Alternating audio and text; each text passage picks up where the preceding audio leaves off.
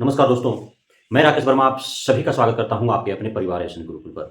दोस्तों, 11 जनवरी 2024 जिस दिन बीएड वर्सेज बीटीसी का चैप्टर पूरी तरह से क्लोज हो जाएगा, क्योंकि बारंबार बीएड वर्सेज बीटीसी के मामले को लेकर के, चूंकि आप सभी को ज्ञात है 11 अगस्त 2023 को माननीय सुप्रीम कोर्ट के द्वारा अंतिम फैसला तो दे दिया गया था, परंतु भ्रामक स्थिति यह उत्पन्न हो गई कि आखिर वो फैसला लागू कब से होगा, क्योंकि 11 अगस्त 2023 से पूर्व पूरे भारतवर्ष में लाखों बीएडधारी 1 to 5 में नियुक्त हो चुके थे। अब जो है डीएलएड धारियों का कहना था कि नहीं, जब 1 to 5 से अयोग्य है बीएडधारी तो उन्हें चाहे वो 4 साल 5 साल पहले ही नियुक्त क्यों न हो, उन्हें हटना तो पड़ेगा ही। जिसे लेकर के बीएड के तरफ से और डीएलएड के तरफ से दोनों तरफ से जो है स्पष्टीकरण को लेकर के माननीय सुप्रीम कोर्ट में कई याचिकाएं दायर हुई।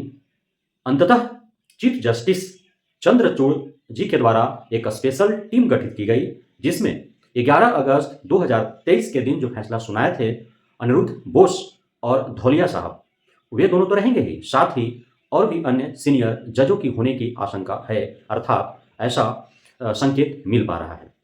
साथियों, अब जो है सबसे बड़ा सवाल है कि आखिर 11 जनवरी 2024 के दिन जब यह अंतिम निर्णय आएगा कि जो फैसला 11 अगस्त 2023 को दी गई है वह 11 अगस्त 2023 से ही लागू होगा, या फिर 25 नवंबर 2021 उस दिन से जिस दिन राजस्थान ने उस 28 जून 2018 एनसीटी के उस गजट को रद्द कर दिया था, या फिर जिस दिन यह गजट आई थी 28 जून 2018 उस दिन से ही लागू कर दिया जाएगा। तीन ही महत्वपूर्ण तिथि है।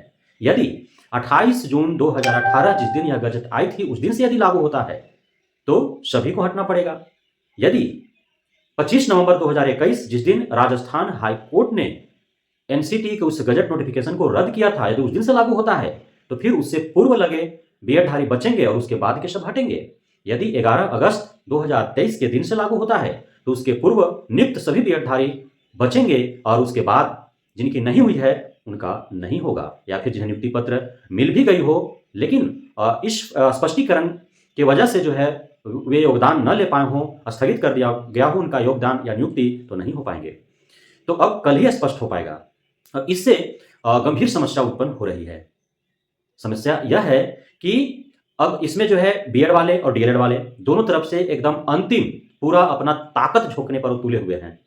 जो डीएलएड के नेता हैं उनके तरफ से भी और जो बीएड के नेता हैं उनके तरफ से भी कई माध्यमों से फंड इकट्ठा किए जा रहे हैं और अधिक से अधिक फंड इकट्ठा करने की गुहार लगाई जा रही है ताकि महंगे से महंगे वकील, सीनियर वकील को उतारा जाए।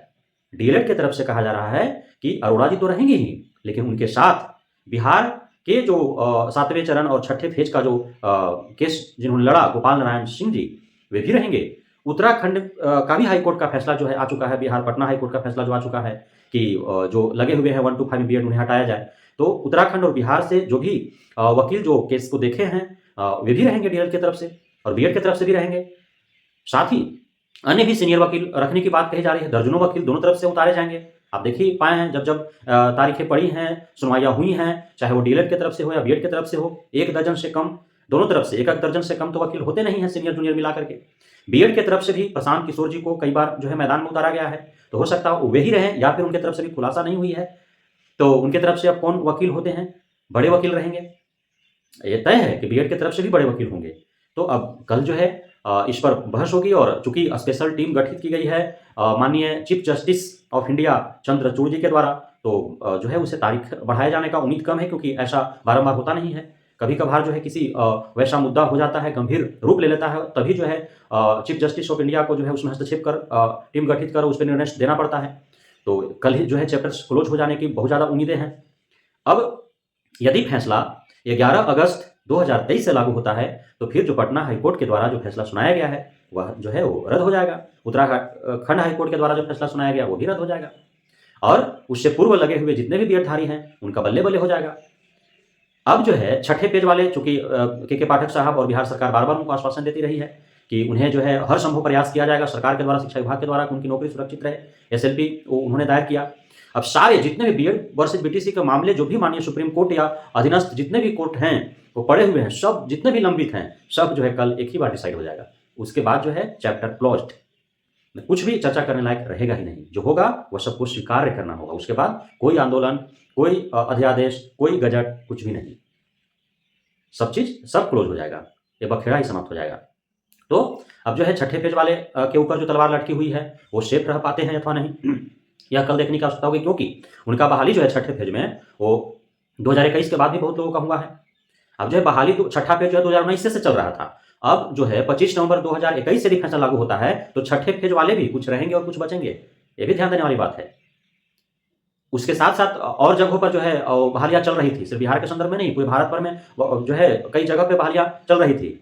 जो फैसला आने से पूर्व भी कुछ लोगों को नियुक्ति हो गई और कुछ लोगों को बाद में नियुक्तियां हुई।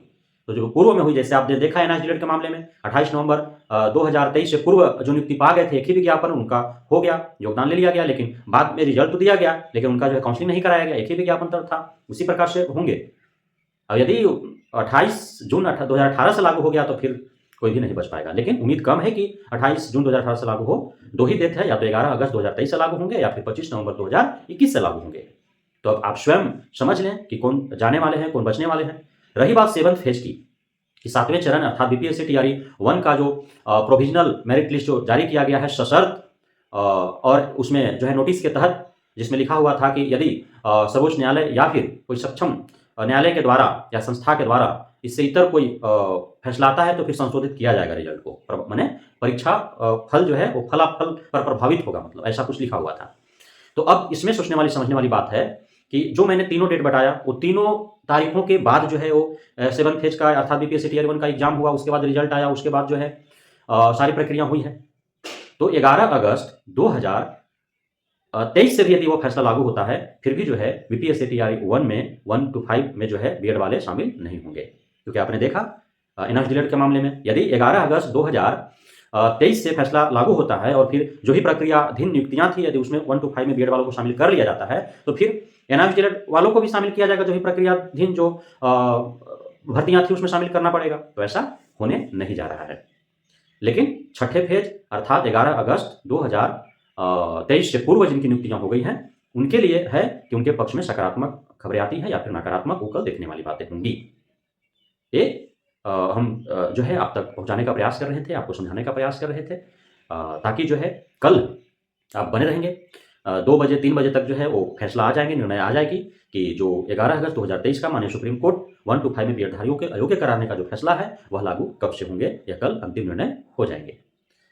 बहुत बहुत धन्यवाद आप सभी साथियों का हमारे साथ जुड़े रहने के लिए, बने रहने के लिए, हमें इतना प्यार देने के लिए, हम पे भरोसा बनाए रखने के लिए। जय हिंद।